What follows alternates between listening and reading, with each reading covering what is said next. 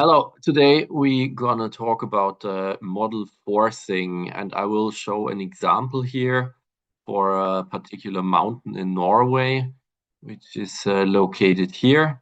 This is called Trondfjell. Nothing that I'm doing today is specific to this. This is about 1600 meters high and not very steep in most places, and the valleys are something like 500 meters. The point is we do not have established model forcing here, and we want to model some sites here in the summit area where we don't really have any model forcing ready. So what we can use in this case is ERA 5 data that are downscaled with the TopoScale procedure. This is described in a paper Fides et al., I believe 2014. So please look this up and cite the original paper. When we go to like a file that is set up, so what I'm doing here is I just want to do point runs. Today, everything will be point runs. There is in the package where all these files are, there is like a 30-meter DEM, a geotiff, and this is somewhere close to the summit. So I can quickly put that in here. So yeah, you see this is somewhere close to the summit location. So what this is doing is actually like providing the altitude, and then I also want to do slope angles and aspect in this case. So for this, I'm using point DEM. Then the rest is more or less standard, except for here, we are using a forcing class that is called forcing SEB TopoScale. And if I go in here, I've marked all this in yellow. Then you see there is a MAT file that contains the ERA 5 data. This is a specific format that we are reading here. If you want to run it, you have to put those files into the folder CryoGrid community forcing. We have start times, end times, rain and snow fractions. We have the temperatures when snow becomes rain and vice versa. And then in the end, I have a post-processing class, which also like projects incoming radiation to the slope. So what this forcing SEB TopoScale does is really just like downscale the forcing data from ERA 5, and but it does not really like tilt the radiation and correct for the sky view factor and so on. So for this, I have to use the processing class terrain correct radiation, which is shown here. When I do this, this is now in my run CG. That's the wrong one, sorry. In my run CG, this is put as the run name. And so I quickly run this. Run CG, here we go.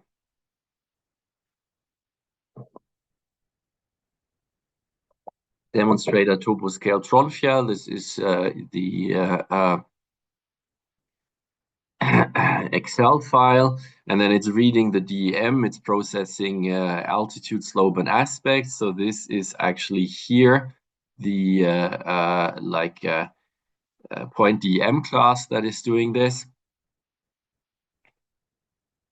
And then it's applying downscaling with TopoScale. So what it does here in this case is, for some of the variables, they are scaled with elevation. This is for the radiation parameters. And for some other parameters, they are essentially interpolated between model pressure levels that are in the free atmosphere. In this case, this works or can work, especially when you're in mountain environments where the free atmosphere is above the surface level of the original ERA 5 product. And then it's doing lookup tables that has nothing to do with the downscaling procedure, and then it is starting again. So I just interrupt that.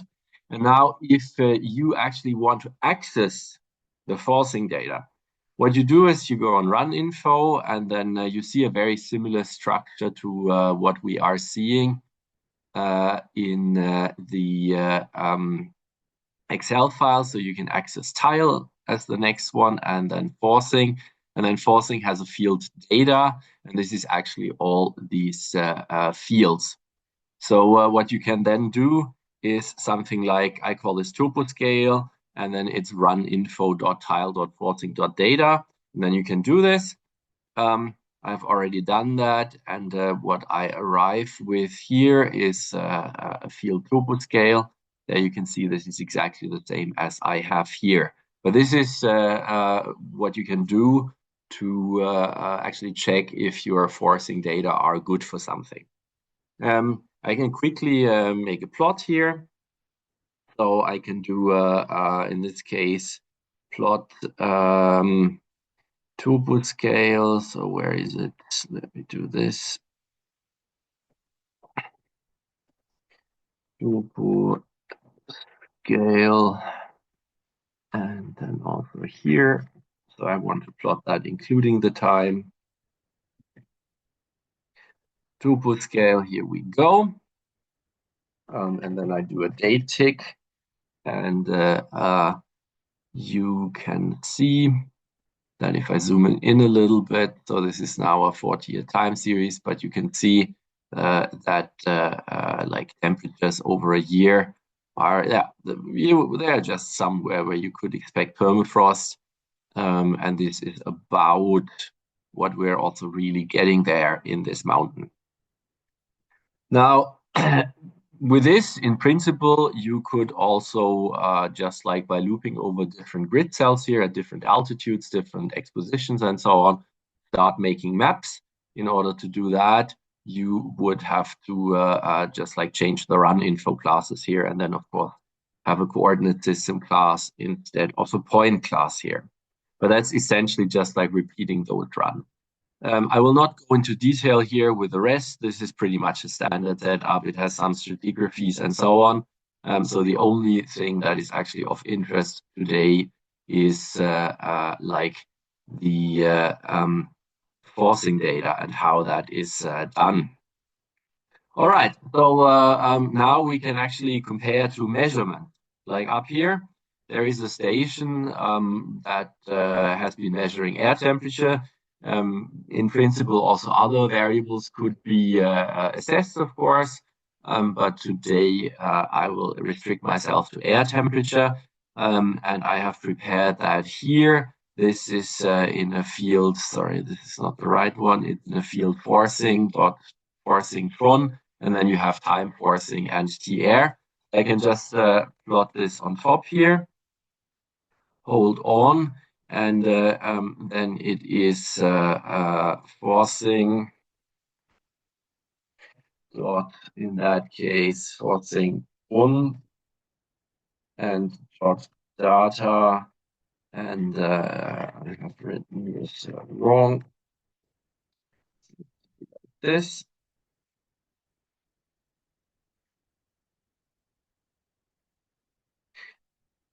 And here we go. And so let's see how well that has worked. As you can see, this is actually in the right time. Red one is now the measurements, and this is not exactly the right. It's like in like daily averages. I have not really corrected that. The blue is what we've gotten from the downscaling. So first of all, it's not completely off. Here is a data gap in the measurements. Some of the summers actually are close to perfect. But what you see is something that actually has a very, very strong effects in the modeled ground temperatures. In that case, you can see that in the winters, era 5 has all these melt events. So here's the 0 degrees. And in multiple occasions, temperatures here go over 0 degrees, while in reality, temperatures do go up. So this is certainly like a warm weather episode, but era 5 drastically overestimates these temperatures. So when you actually do that and look at the results, this leads to a lot of snow melt, it leads to changes of the snow cover and so on. And as a result, although the TopoScale produced air temperatures in this case look quite reasonable, as a result, the model ground temperatures are quite rubbish when you compare to some measurements from up there. So this means just using TopoScale in this case is actually not satisfactory. You can also zoom in for different seasons to just see if it was just like a single season where Era 5 was unlucky. But actually, there is a pretty systematic offset. Not all of them lead to melt events, but essentially, the measurements are typically in the winter quite a bit colder, and especially colder when temperatures are relatively high. So this means that actually, in order to get some reasonable science out of this, we have to do something with the data. Just using TopoScale won't be enough, unfortunately. So the procedure here is to use additional bias correction with these measurements. Yeah, so of course, you first of all need some measurements. If you don't have any measurements of air temperature or of other parameters, then of course you cannot do very much at that point. You just have to accept what TopoScale is doing and essentially live with the fact that the results will actually not be terribly good. But if you have measurements, and in a lot of sites actually that there are measurements of air temperature, we can now use these measurements to correct our input air temperature, which significantly improves the results of the modeling. Before we do that, we first of all have to understand what's actually happening in this forcing class, forcing SEB TopoScale. So we have to analyze this a little bit more, because we have to now get into much more the low level type of forcing processing in order to do this bias correction. This is actually a relatively complicated step. So for this, we can have a look at the forcing class, and this is here in CryoGrid source, or in your case, it's called CryoGrid community source, source IO forcing. And there you see you have processing classes. We just go in this direction where it says processing or processing perturb. And then you have a class structure, tier 1, tier 2, and tier 3, which is somewhat similar to our stratigraphy classes. And the forcing SEB TopoScale here is in a tier 2 class, not in a tier 1 class.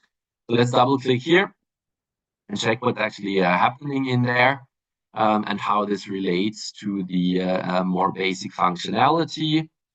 Yeah, now it has opened. So what actually happens here is, let's start at the very top. So this actually inherits from forcing base. This is a tier 1 class. So when I go back here and I go into tier 1, then here you see there's just 2 classes, and this is forcing base. It inherits from that one.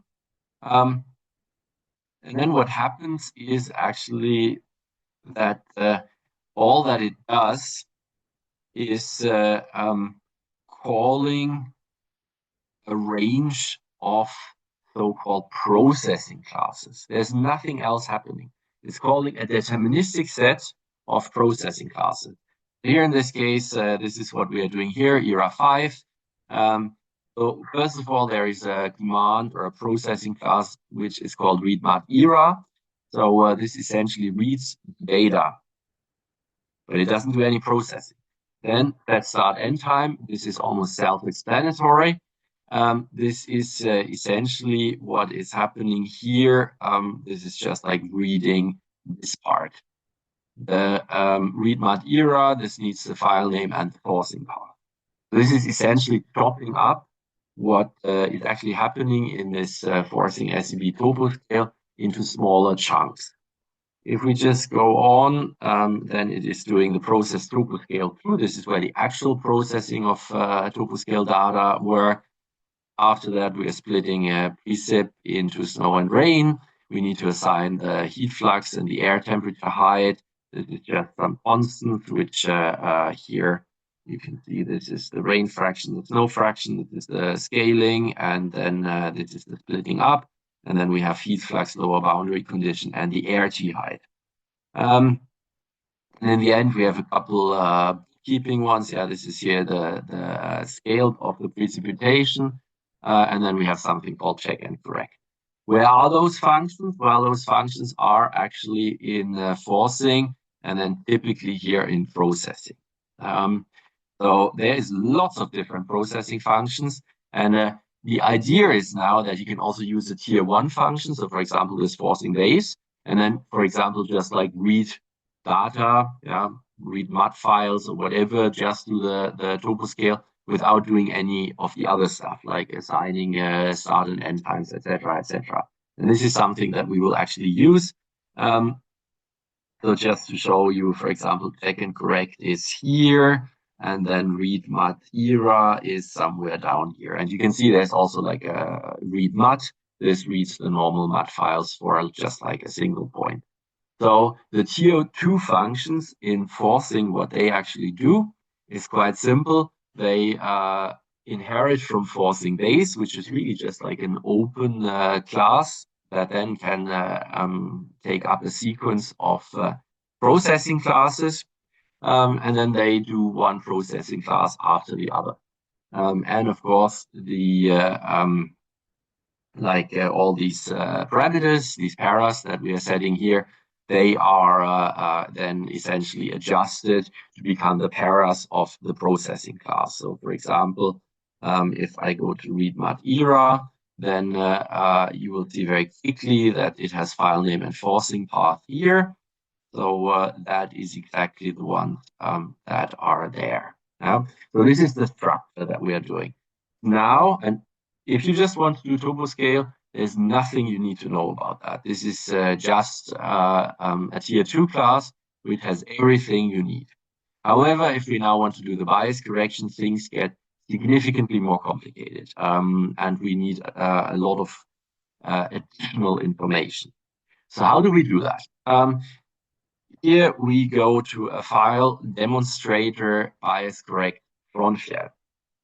And the setup from the beginning is pretty much the same. I'm not using point DM in this case. I could use point DM, but I'm using point simple. This is the same elevation, or it's the same as we had here. So exactly the same coordinate and so on. And the difference is just like that. For example, here we get the altitude from the digital elevation model, while here I have actually like put an altitude of 1660 meters. It's a bit wrong, maybe 20, 30 meters. We will quickly see this, but it's also not like a big problem. So this is essentially like now for the site where we have these measurements, which we have plotted here in red. Yeah, so this is now exactly the site, which is somewhere up here on the Summit Plateau. Yeah, so what we want to do here in this case, point simple, of course, this is the site. And now we are using like a different forcing class. We're not using a forcing SCP TopoScale, but we're using the class forcing base carrier reference. And this is always what we are using if we want to reference different data sets on top of each other. In this case, what we want to do is reference our ERA 5 data, which is our carrier. This is the gap-free time series, which connects everything, to a reference, which is the measurement. If we go to the forcing data again, so you see this is actually also a tier 1 class. The idea here is that we have fields, carrier and reference, and then we can work on them with different operations to essentially make the carrier or bias correct the carrier and make it fit as much as possible to the reference. So this is bias carrier reference, and I have the index number 1. I go down here. And this is now essentially the concept I just explained. But in that case, we are just assigning our carrier class. We'll look at this in a second. We are assigning our reference class, and then we are calling a list of processing classes. So we are manually doing exactly the same as in the tier 2 function forcing SEB TopoScale, which we were doing before. Why do we want that? Well, simply because we need more control here. As you will see in a second, there's many different cases, and your results will actually differ depending on what you want to do. So you see, for example, we have things like set start end time. They are done manually in this case. This is set start end time, and we have set start end time here. So the first thing we're going to look at is what is our carrier class and what is our reference class. And here, once again, you recognize we're using forcing base here. We are not using forcing SEB TopoScale. And it will become clear in a second. Our carrier is forcing base number 2, and our reference is forcing base number 1. And this is now a little bit further down. So forcing base number 1, same structure again. Forcing base is essentially just like an open class, which does not do very much itself. And we are calling processing classes in this case. And this is just read mat. All that it does is essentially read these, this is read mat number 1, read these measurements. And so this is exactly the same measurements as we just like manually loaded here. This is this forcing point that has been loaded. And this has exactly the same, so the measurements have exactly the same structure as like a normal, like a mat file. And it's not necessary that actually like all the variables are filled in this case. But what's happening here, very, very simple, is that we just have a single processing class. We could have also in that case used forcing SEB mat, and then we, for example, would have had to set like for example, an air temperature height. We would have had to set like a heat flux. We would have had to set like a start and an end time. And this is plenty of things which essentially we don't need for that because we just need that as the reference. So this is our reference, number 1. If we go to number 2, here, this is exactly the same as part of the forcing SEB TopoScale, just like without setting start and end times and all these other processing options.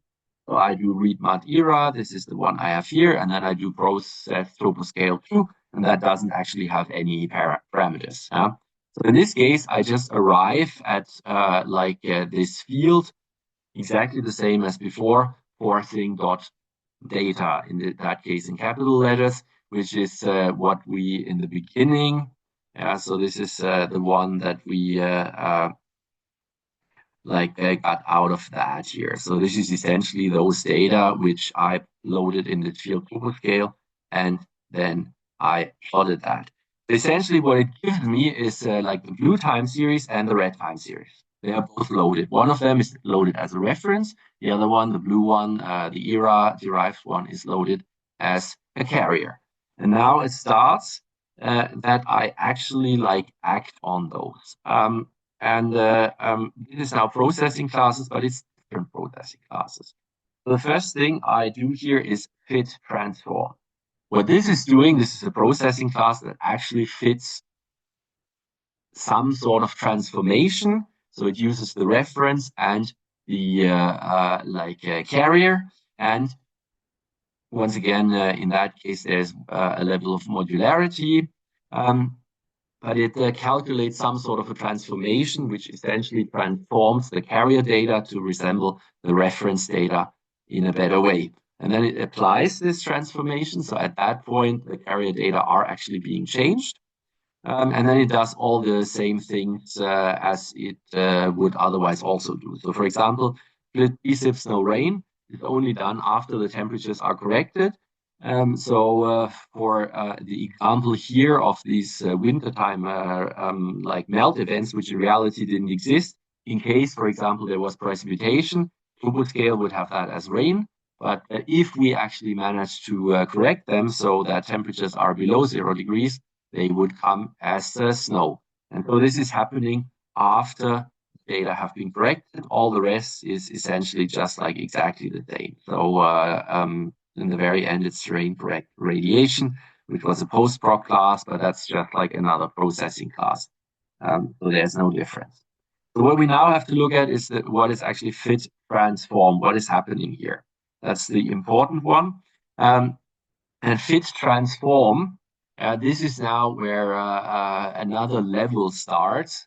So this is, if we go here into forcing again, this is actually here in the folder bias correct. Because now there can actually be different transformations. And of course, there are different variables.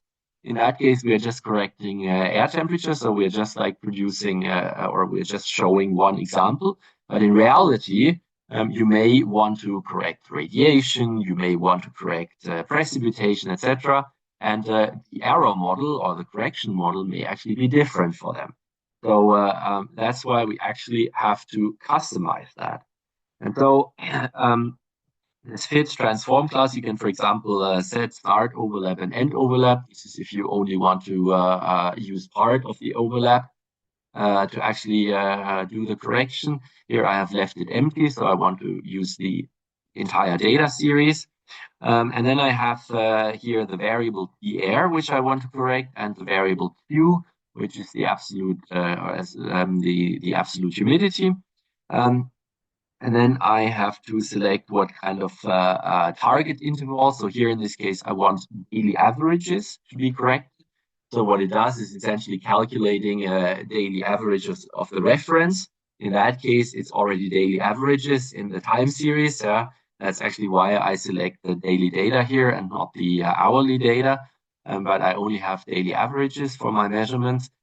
So eventually it will now correct or calculate like daily averages for my TR also from the carrier. And then I have a method. This is a so-called transform class. You can have different transform classes. And this is the class DOY, day of the year, quantile mapping. So it does quantile mapping, but not for the entire data, but it does that for a certain window for a certain day of the year. So, which is the class down here. So I set a window of 20 days to the left and right, before and after of an individual day of the year. So I'm basically using something like 40-day window in all the years where I have data. Then there is something like an invalid threshold. This is what happens if data are completely wrong. So if there's more than 20-degree difference, I actually don't want to take those. Number of quantiles, 50 in this case. And then here in that case, recompute quantiles. That's actually, yeah, in that case, not so necessary, but essentially it will, like the quantiles is the 50, the top quantile is the warmest temperatures in that window. Then the one is the second warmest and so on, like for 50 quantiles. So, and of course, in principle, like if your carrier and your reference are completely off, then you do not want to use the quantiles. You want to separate the quantiles of the carrier and the reference. So in that case, it doesn't make a big difference, but I set that to 1. And then relative correction, I've set that to 0. So I want to correct absolute temperatures. But for example, if you have precipitation or something like that, you don't want to use averages, but absolute values, but you want relative values. Otherwise, you can get below 0. Yeah, and this is essentially the transformation that is calculated in that case. If I do that and I change my temperatures, it would also change the relative humidity. But what I want to do here is actually like keep the relative humidity as they were before. So essentially, this is calculating relative humidity and then calculating a new absolute humidity according to the changed temperatures. That's why this also needs to be after. So this cannot stand before here. In principle, if you had more measurements, you could make way more corrections. And then for some of them, so for example, incoming shortwave radiation, you will very likely need to use more sophisticated techniques, actually. So this is actually just like a very, very simple example that we're doing here. So that was essentially it. If I do this, yeah, I do not need to run. I have actually loaded it already in a field bias correct. So I run PG now for bias correct TopoScale. You can do that. And then once again, I wrote essentially bias correct equals run input.tiles.forcing.data. So I interrupted after the script started, and the dates started kicking in. So this is the point when you interrupt it. If you do it while it's creating lookup tables, it will actually not display that. So you have to start until it's running. But what I can do now is just plot that on top so that we see the effect. This is going to be a busy plot. But in that case, it's forcing bias correct the air, and it's bias correct I'm forcing. There we go. And so what has happened is that, oops, now I have to check where I am, if this is correct.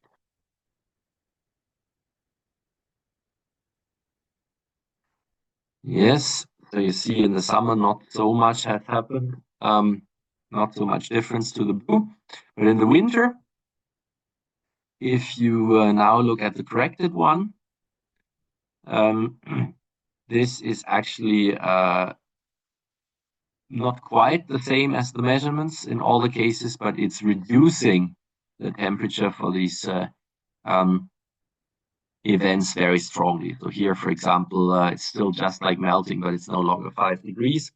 So it's essentially a much better representation as we had before. And the fact that it doesn't do so much in the summer actually means that our measurements and our downscaling with TopoScale was quite good. And you see, once we go to the next winter, it is once again changing between the blue, which was the raw TopoScale, and then the bias corrected one is this one, the green, and the red is the measurement. So it's not quite there, and you see in some cases, because in some cases you just don't have a chance because it doesn't really follow a pattern. There's also a certain randomness to it. But you see the pattern that in the summer not so much is happening, while in the winter actually there is quite some correction.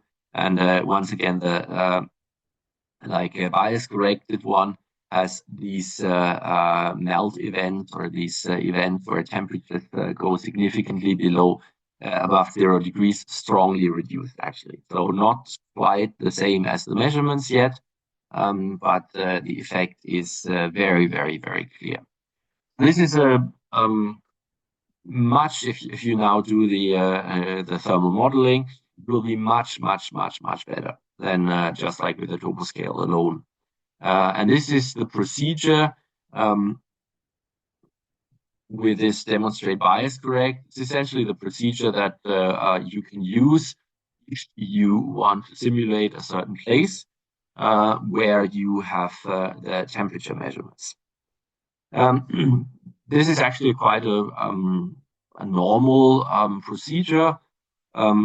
If you, for example, work with new ground classes, new snow classes, etc., you want to do process studies, and you want your forcing data to be as good as possible. Once again, this is just like the simplest case that we are having here. If you have more measurements, you could actually use a lot more of these bias correct classes here. So also for the other variables. So if you wanted to do that now also for a long wave out, and you had long wave out, then you would have to do another DOY quantile mapping. with index number 2, then once again, like change. So for example, the invalid threshold would probably be a different one, because 20 watts per square meter difference is actually like quite reasonable for incoming long wave radiation. That's not very much. You would have to like change some of those and essentially put more variables. But of course, that only works if you have more measurements. In this case, we don't have that. But then the point is, of course, okay, this is nice that we can do something up here, but what happens if we now want to simulate temperatures down here at 1300 meters or elsewhere? So in that case, obviously, it doesn't really help us very much that we can produce such a brilliant time series for just like the summit. Because down here, there's no measurements anywhere. And this is, of course, a general problem if you want to make maps, which is possible within CryoGrid with several different run info classes. In that case, you, of course, do not have measurement for every pixel. So you cannot do like a pixel by pixel bias correction. What you want to do instead is infer a characteristic, an error correction characteristic from the point where you have a measurement.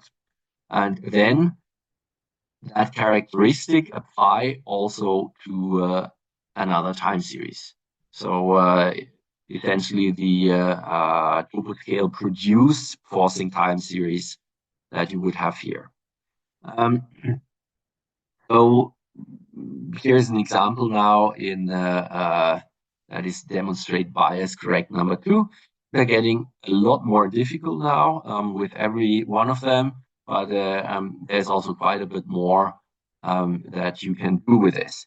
So here, once again, same header, there's no difference. We're once again using point DM. Why are we using point DM? Well, we can now, within that digital elevation model, simply put another position. So this is actually the position of our target that we're putting for our model run. So we are using, like in that case, point DM. I could also use point simple, no problem, if I wanted to have any sort of other elevation. And then once again, forcing base carrier reference number 1, that's the same as before. But now, so before what we did in the other one was that we had the fit transform and then apply transform. But what we're actually doing here is load and apply transform. And then the rest is all the same. So the idea is here that we're actually loading a transformation class, which we determined before. You also can see that we don't have a reference. There's only a carrier. And with this, we once again going to start. This is the same as before. So we have the carrier forcing class is forcing base number 1. Let's go down to forcing base number 1. So that's the same as before. We are reading the ERA data, and then we are doing the TopoScale processing. So just as the last one before, we are, in that case, reading the TopoScale data. But very importantly, we are now doing this for that point. So once again, here I put the same point, but if you put a different point, it would do that for a different point, for a different elevation. So here, in order to compare, I've once again put the summit station. And then it loads and applies the transform. We'll look in a second where this comes from. And then the rest is exactly the same once again. So it just like splits the precip, etc. So the point is that this fit transform is actually not done in that forcing base carrier reference, but it comes from outside. Here's the class load and apply transform. And what this actually does is it loads the transform forcing class from another forcing base carrier reference with a number 2. And this is now exactly the same as we have done in the previous Excel file, where that was already the data. So in this forcing base carrier reference number 2, we're actually like doing TopoScale downscaling of ERA 5 for the summit. We are loading the summit measurements, and then we are determining these transformation. And then we're applying this transformation to the new forcing data for the new location, which in our case is still the old one, so we can kind of verify like that those data are still the same. So when we go to force spacing carrier reference number 2, what happened here? This is there. In that case, we are once again having a reference class and a carrier class, just like as in the previous example. And then the only thing we are doing is fit transform, and that's it. So this forcing base carrier reference, this can be both essentially like a wrapper for a transform class, which you then can apply to new data, but it can then also be a class that actually produces these data.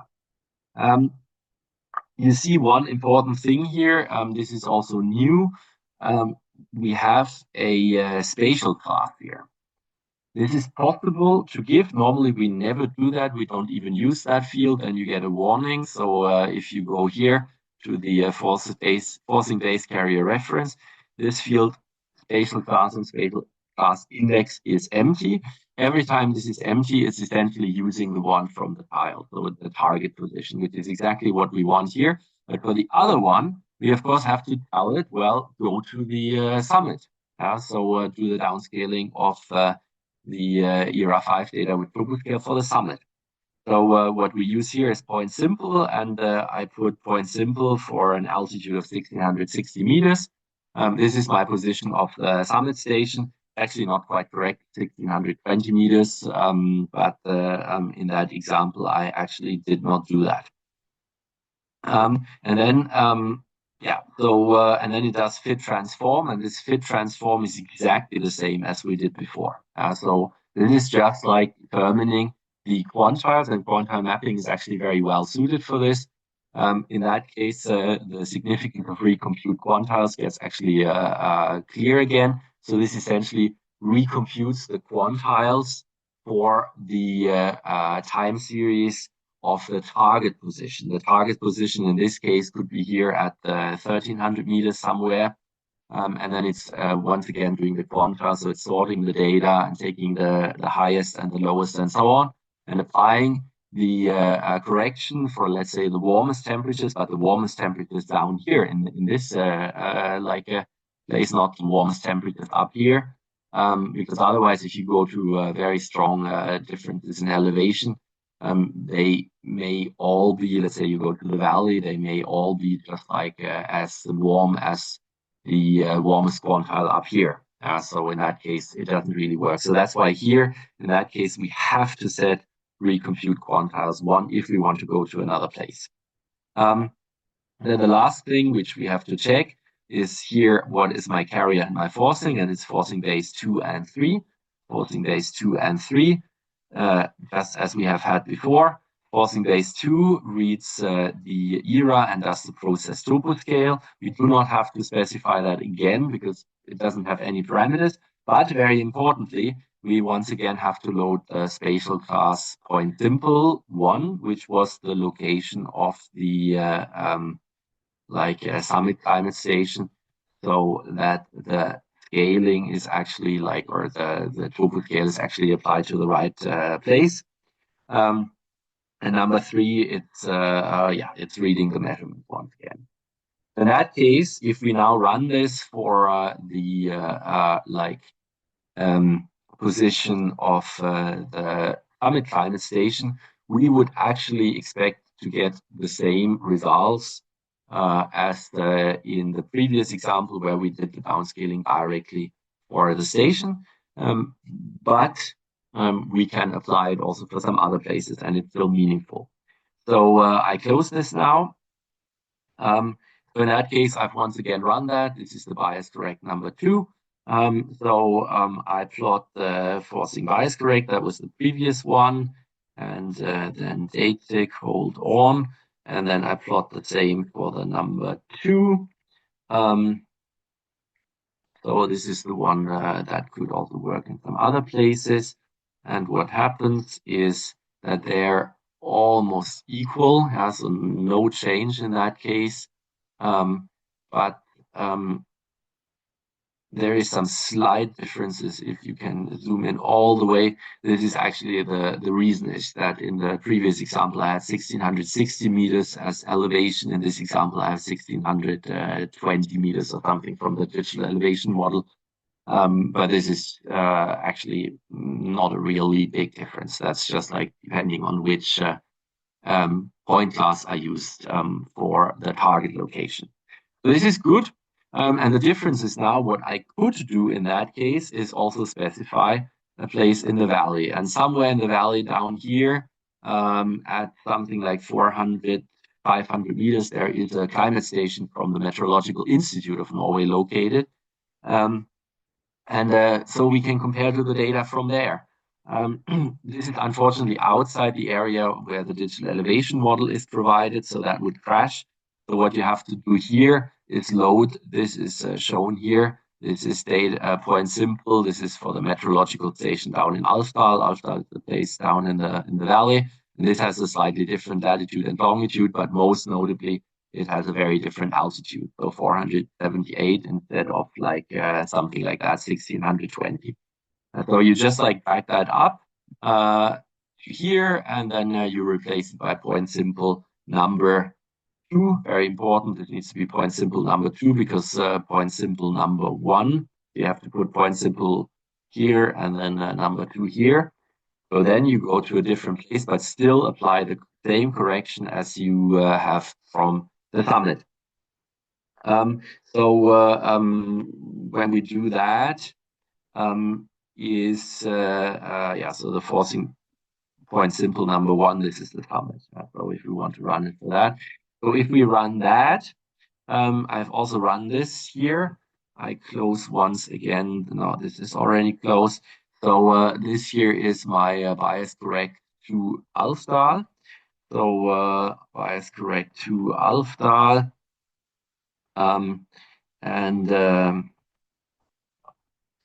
So I do this, and we can quickly have a look before we go on.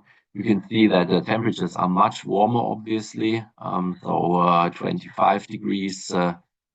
Before it was much more, but still very cold in the winter. And I can make fold on, and then I have my like measurement from the valley in Forthing Alfdal. So I can do this as well. Alfdal and then Alfdal, and it's also measurement of the averages, the daily averages. And when you look at that, the red is once again the measurement. You can see that it's not terribly good, this correction. So I'm not quite sure. You could also go back to the first example, put those coordinates here, see if TopoScale without the correction is doing better. But it's not very surprising because, of course, the summit sees a completely different climate compared to the valleys where there's lots of inversions and so on. So here, the downscaling that we are applying is significantly, especially once again in the winter, significantly too cold compared to the measurements. So the measurements are actually a bit warmer.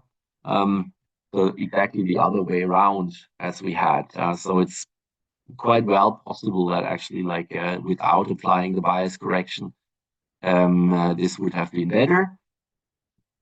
This also means if you now want to make a model that is actually as correct in the valleys as it is in the elevations, using a single station for downscaling is, for bias correction is actually not good.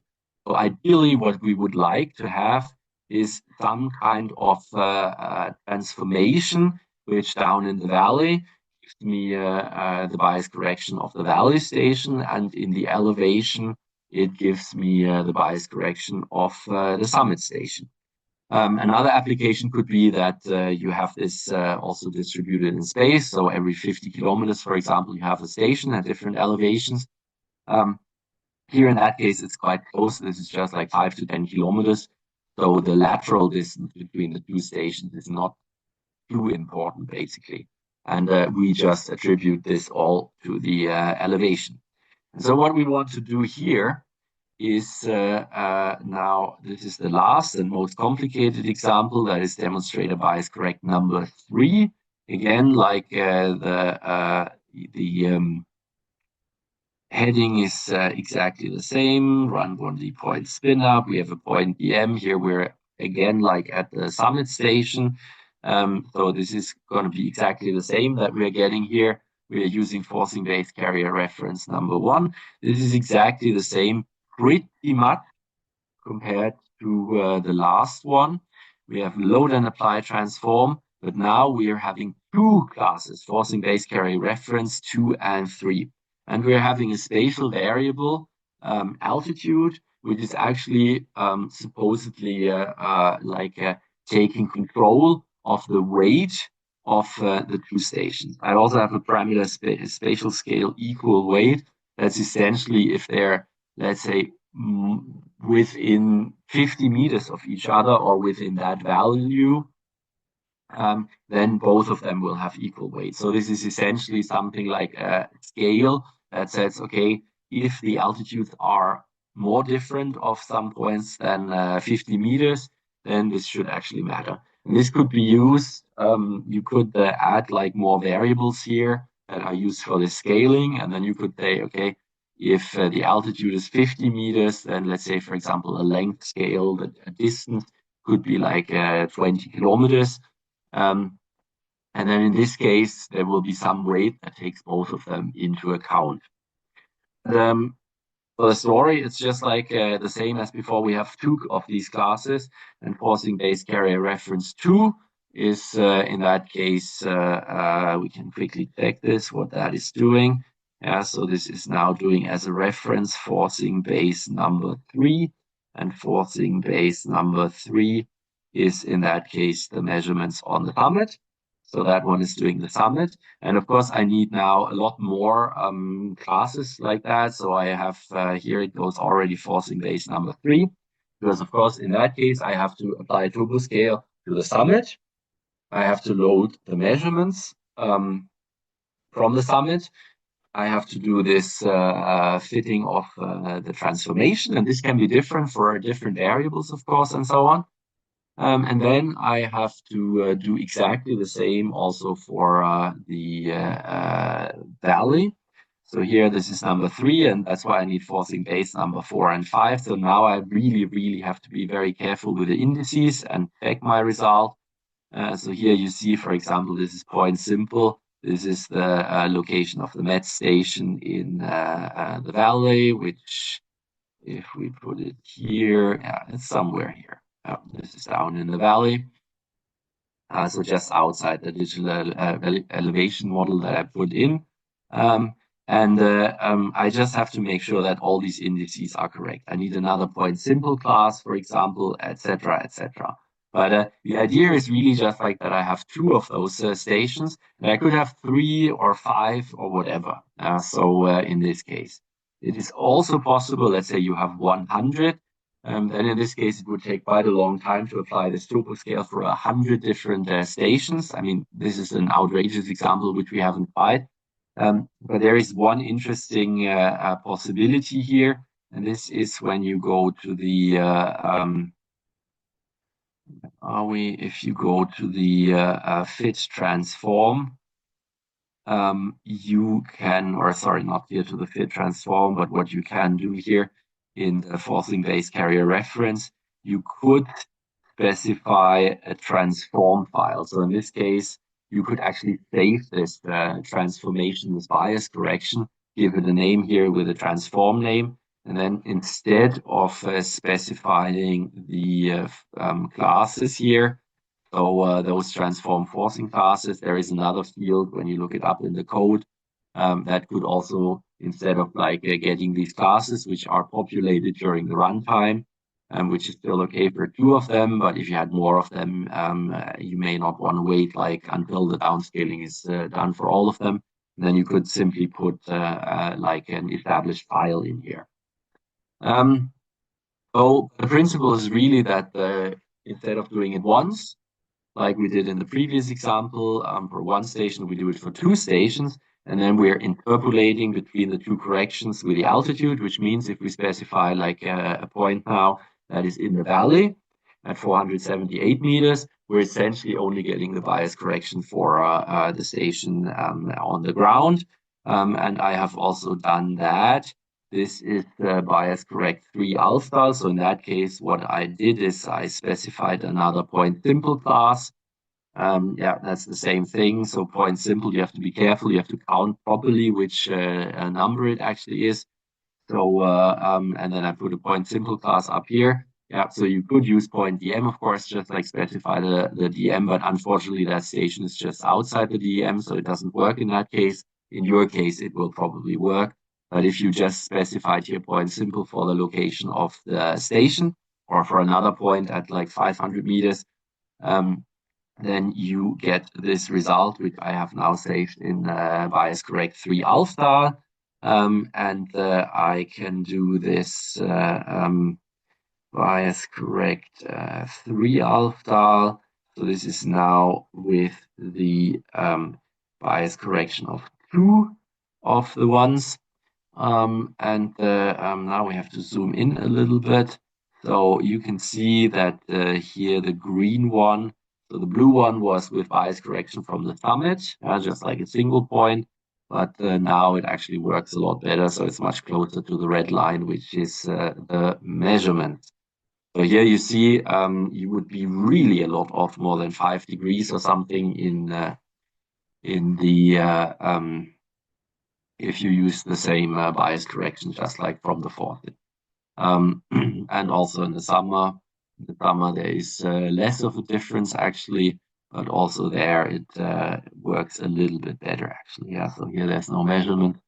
But in the summer, there's not so much of a difference between the two. This is just 1 or 2 degrees. But in the winter, the contrast is really stark. And this really makes sense, of course, because in this setting, we have very specific weather conditions for the valleys, while like the summits sees the free atmosphere airflow above the valleys. So this makes sense that just by information for the summit, you should not be able to do the downscaling. You can also see that there is some time offsets in some cases. Some of this can be real, but there is also a parameter, the offset from GMT, so essentially the time zone. You can specify that in the like forcing based carrier reference class, and I haven't done that here. I haven't really thought very much about that. But for example, if you go to a place that is not close to the longitude 0, but quite far away, Central Asia or something like that, in that case, the ERA 5 data will still be in GMT, while, of course, a measurement is typically not in like UTC GMT. So in that case, you can apply offsets. And of course, you need to check that you do it in the right direction. So this is essentially the possibilities that we are having. And of course, with this last example, I would then be able to loop over different grid cells and then essentially make a map for like the entire mountain massive based on the digital elevation model and all these other things. Thanks a lot, and I hope it works out for you guys as well.